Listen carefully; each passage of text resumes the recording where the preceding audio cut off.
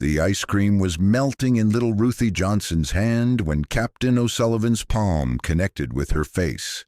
It was 3:47 p.m. on a sunny Wednesday afternoon.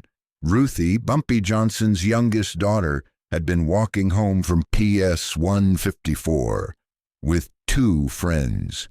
They'd stopped at Sal's Ice Cream Parlor on 125th Street, a place where black kids and white kids had been buying cones together for years without incident, until Captain Patrick O'Sullivan walked in. He was off duty, still in uniform, and already 3 drinks deep from his lunch at McCarthy's pub. He saw 3 black girls at the counter. He saw Sal serving them with a smile, and something in his alcohol-soaked brain decided this was unacceptable. "This ain't your kind of place," O'Sullivan slurred, grabbing Ruthie's arm. Sal intervened immediately. "Captain, please, they're just kids buying ice cream." "I don't care if they're the Queen of Sheba. Get them out." Ruthie, all of 10 years old, looked up at this towering white man in a police uniform and said the words her father had taught her. "My daddy says I can get ice cream anywhere I want. This is America." That's when O'Sullivan's hand flew. The slap echoed through the parlor like a gunshot. Ruthie's strawberry cone hit the floor. Her cheek bloomed red. Blood trickled from her split lip. The entire store froze. O'Sullivan leaned down, his breath reeking of whiskey. "Your daddy don't mean nothing in this city, girl. You remember that." He stormed out, leaving Ruthie crying, Sal horrified, and 12 witnesses absolutely silent with shock. But here's what Captain O'Sullivan didn't know. Couldn't have known, even though everyone in Harlem could have told him. Those 12 witnesses. Within the hour, 7 of them would be on the phone. Within 2 hours, the story would reach Bumpy Johnson's ears. Within 3 hours, Bumpy would make a phone call that would change New York City politics forever.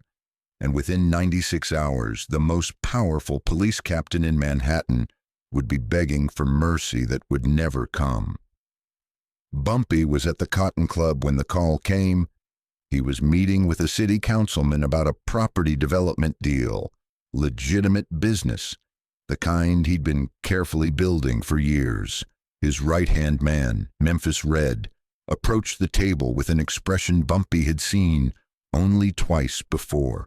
Pure, unfiltered rage, barely contained. Memphis leaned in and whispered 4 words. They touched little Ruthie. Bumpy's hand, reaching for his glass of bourbon, stopped midair. His eyes, usually so controlled and calculating, went dead cold. "Explain." Memphis told him everything, every detail, every witness, the name of the officer, Captain Patrick O'Sullivan. The bourbon glass shattered in Bumpy's hand. Blood mixed with alcohol on the white tablecloth. The councilman jumped back. The entire VIP section went silent, because everyone who knew Bumpy Johnson understood. You could threaten his business, you could challenge his territory, you could even try to kill him, but his children, his family, that was a different kind of war entirely. Bumpy stood slowly, wrapping his bleeding hand in a napkin. His voice, when he spoke, was terrifyingly calm. "Memphis, get everyone to the warehouse. I don't care where they are or what they're doing. Tell them it's code black." Code black. The call that hadn't been used in 8 years. The call that meant family emergency. The call that brought every soldier, every ally, every person who owed Bumpy Johnson a favor to immediate attention. "And Memphis," Bumpy added, walking toward the exit, "find out everything about Captain Patrick O'Sullivan, where he lives, where he drinks, where his money comes from, where his children go to school, his wife's name, his mistress's name, his favorite color. I want to know when he takes a shit and what newspaper he reads while doing it." by midnight. But what happened next? This is where the story becomes legendary. Hour 6. Bumpy walked into his home to find his wife, Mamie, holding Ruthie, who was still crying. The little girl's face was swollen, her lip still bleeding. When she saw her father, she ran to him. "Daddy, I just wanted ice cream. I didn't do nothing wrong." Bumpy knelt down, his 6-foot frame folding to meet his daughter's eyes. He wiped her tears with his good hand, his jaw so tight it could crack diamonds. "Baby girl, you didn't do anything wrong. Not one single thing. You understand me?" Ruthie nodded, sniffling. "Good, now you go upstairs with your mama. Daddy has some work to do." Mamie met his eyes. She'd been with Bumpy for 15 years. She knew that look. "Bumpy, not now, Mamie, not about this." She understood, because even she had limits. Hour 12. The warehouse in the Bronx was packed. 47 men stood in absolute silence as Bumpy Johnson walked in, his hand now properly bandaged, his suit immaculate, his eyes burning with cold fury. "Some of you have daughters," Bumpy began, his voice echoing off the concrete walls. "Some of you have sisters, some of you have mothers, and every single one of you understands what it means when a man in power, a man with a badge, puts his hands on a child." He let that sink in. Captain Patrick O'Sullivan made a mistake today. He thought because he wears a uniform, because he's white, because he's connected to City Hall and the commissioner, that he could touch my daughter, that he could terrorize a 10-year-old girl buying ice cream. Bumpy's voice dropped to barely above a whisper, which somehow made it more terrifying. He was wrong.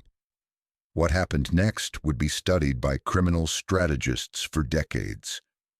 Bumpy didn't call for violence. He didn't order a hit. He didn't even suggest revenge in the traditional sense. Instead, he pulled out a folder, the file Memphis had compiled in just 6 hours. "Captain O'Sullivan has 3 weaknesses," Bumpy said, opening the folder. "Money, reputation, and family. We're going to destroy all 3, but we're going to do it legally. We're going to do it publicly, and we're going to do it in a way that every racist cop in this city will remember for the rest of their lives." He pulled out the first document. "O'Sullivan owns 3 properties in Queens, all bought on a captain's salary. Anyone want to guess how he afforded them?" Memphis stepped forward. "Payoffs from the Irish mob. We've got 6 witnesses who've seen Frank Costello's bagman making monthly visits." "Good. What else?" Another soldier raised his hand. "He's got a mistress in the Bronx. Apartment on Fordham Road. The wife don't know." "Even better." "And?" A third man spoke up. His oldest son just got accepted to Columbia, full scholarship, except the scholarship came from a foundation that don't exist. It's a front for money laundering. Bumpy smiled. Not a happy smile. A predator's smile. "Gentlemen, in 96 hours, Captain Patrick O'Sullivan is going to wish he'd never heard the name Bumpy Johnson. He's going to wish he'd kept his hands to himself. He's going to wish he'd treated a little girl buying ice cream with basic human decency." Hour 24. The first domino fell. A reporter from the Amsterdam News received an anonymous tip about illegal property acquisitions by an NYPD captain. The tip included deed records, financial statements, and photographs of Captain O'Sullivan meeting with known mobsters. The reporter, Marcus Williams, was one of the most respected black journalists in New York. He was also someone Bumpy had helped 5 years ago when Marcus's brother got in trouble with a loan shark. Marcus made 3 phone calls: to the New York Times, to the Herald Tribune, to the Daily News. By hour 30, the story was written. By hour 36, it was on editors' desks across the city. Hour 48, the second domino. Mrs. Catherine O'Sullivan, the captain's wife of 22 years, received a hand-delivered envelope at her home in Queens. Inside was a series of photographs, her husband entering and leaving an apartment building in the Bronx. Her husband with a young woman. Her husband kissing that woman on the street. The envelope also contained a note. "You deserve better than a man who hits children and betrays his vows." Catherine O'Sullivan filed for divorce that afternoon. Hour 60, the third domino. Columbia University's admissions office received an anonymous report questioning the legitimacy of a scholarship awarded to Patrick O'Sullivan, Jr. The report included financial records showing the foundation was a shell company connected to organized crime. Columbia launched an immediate internal investigation, but here's where Bumpy's genius really showed. Hour 72. Captain O'Sullivan was called into the commissioner's office. He walked in expecting a routine meeting. Instead, he found Commissioner William Hayes sitting with representatives from Internal Affairs, the District Attorney's Office, and the FBI. On the desk between them was a file 3 inches thick. "Captain, we need to discuss some allegations," Commissioner Hayes said, his voice tight with controlled anger. The allegations were devastating. Corruption charges based on documented payoffs, property fraud association with organized crime figures, falsification of scholarship applications for his son, and, buried near the end of the file, multiple witness statements about the assault of a minor child at Sal's ice cream parlor. That last item had been reported by 12 witnesses. Every single person in that parlor had come forward. Sal himself had written a 3-page statement. Even 2 off-duty officers who'd heard about the incident had filed reports. O'Sullivan's face went white, then red, then white again. "This is a setup. This is Bumpy Johnson. He's behind all of this." Commissioner Hayes leaned forward. "You think Bumpy Johnson made you take bribes from Frank Costello? You think Bumpy Johnson bought you 3 houses you couldn't afford? You think Bumpy Johnson made you hit a 10-year-old child?" "Sir, you don't understand. That girl," the DA interrupted, "is a United States citizen who was assaulted by a police officer while purchasing ice cream. Your explanation is what, exactly? That she deserved it because of who her father is." O'Sullivan's mouth opened and closed silently. He'd just realized the trap he was in. Every corrupt thing he'd done, every bribe taken, every corner cut, every rule bent had been building to this moment. Bumpy Johnson hadn't framed him. Bumpy had simply lit a match near gasoline that O'Sullivan himself had been pouring for years. And the assault on Ruthie, that was documented by 12 witnesses, 2 of them white, 3 of them cops themselves. There was no way to spin it, no way to hide from it. Hour 84, the New York Times ran the story on page 3. NYPD captain under investigation for corruption and assault.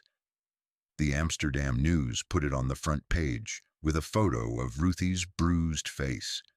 "White cop hits black child, Harlem demands justice." The Daily News went with "Captain's secret empire, properties, payoffs, and violence." By hour 90, every newspaper in New York was covering the story.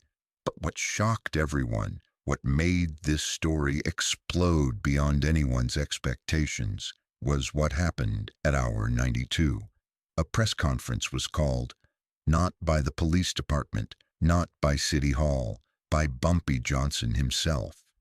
He stood on the steps of Abyssinian Baptist Church in Harlem, his daughter Ruthie beside him, her face still showing the bruises.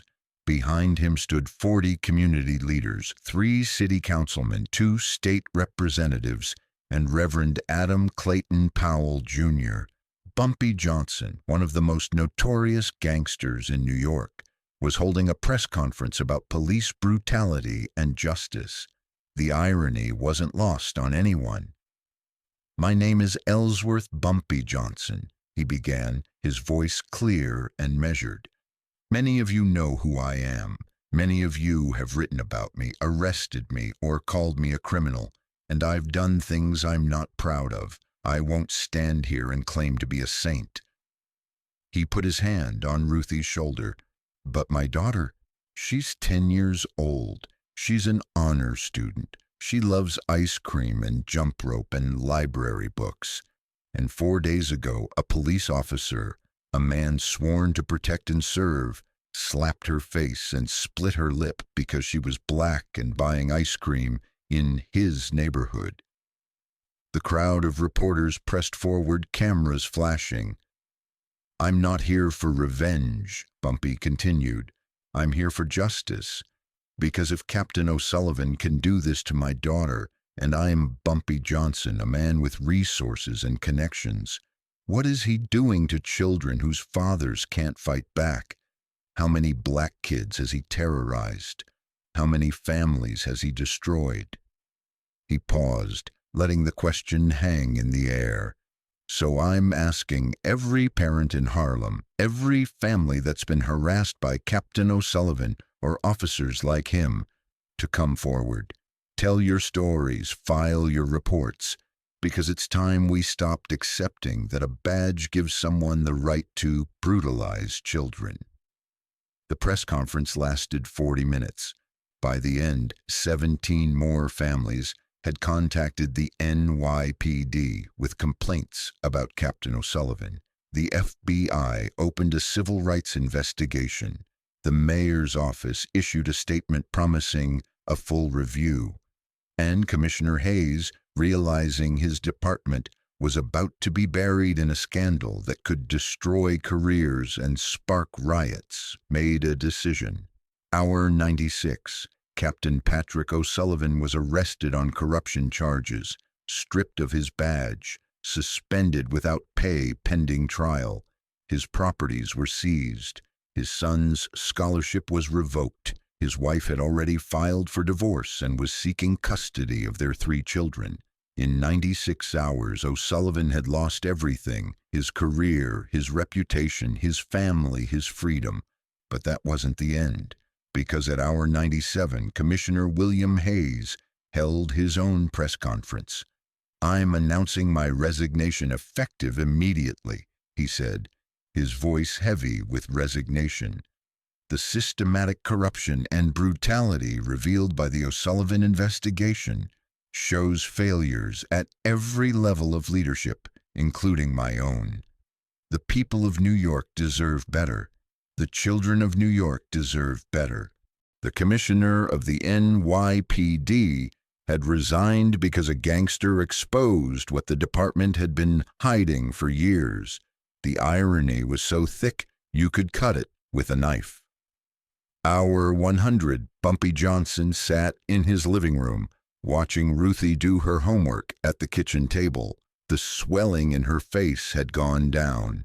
The bruise was fading to yellow-green. She was humming while she worked on her arithmetic. Mamie brought him coffee, sat beside him on the couch. "You know the FBI is going to look at you even harder now," she said quietly. "Let them look. Every cop in the city is going to have it out for you. They already did. You've made powerful enemies, Bumpy." He turned to look at her, his expression softer than it had been in days. "A man puts his hands on my child, Mamie. What would you have me do? Let it slide. Teach Ruthie that when powerful men hurt her, she just has to accept it." Mamie squeezed his hand. "You did the right thing." "Damn right I did." The fallout from those 96 hours continued for months. Captain O'Sullivan was convicted on 17 counts of corruption and 1 count of assault on a minor. He served 8 years in Attica. 12 more NYPD officers were investigated. 8 were terminated. 3 were arrested. The NYPD created a new internal affairs division with expanded oversight. New York State passed legislation requiring independent review of all excessive force complaints. Bumpy Johnson became, bizarrely, a folk hero in the civil rights movement, a complicated figure who'd used his criminal empire to fight back against institutional racism in a way that civil disobedience alone couldn't achieve. But the most remarkable thing happened 3 months later. Ruthie was walking home from school again, this time with her father.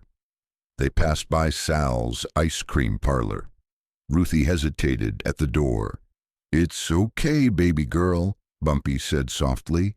"Ain't nobody gonna hurt you here again." They walked in together. Sal was behind the counter, his face lighting up when he saw them. "Mr. Johnson, Ruthie, the usual." Ruthie nodded shyly. As Sal made her strawberry cone, the bell above the door chimed. A white couple entered with their 2 children. They froze when they saw Bumpy Johnson standing there. The moment hung suspended in time. Then the father nodded respectfully. "Mr. Johnson." Bumpy nodded back. "Afternoon." The family ordered their ice cream. The children played with Ruthie while they ate.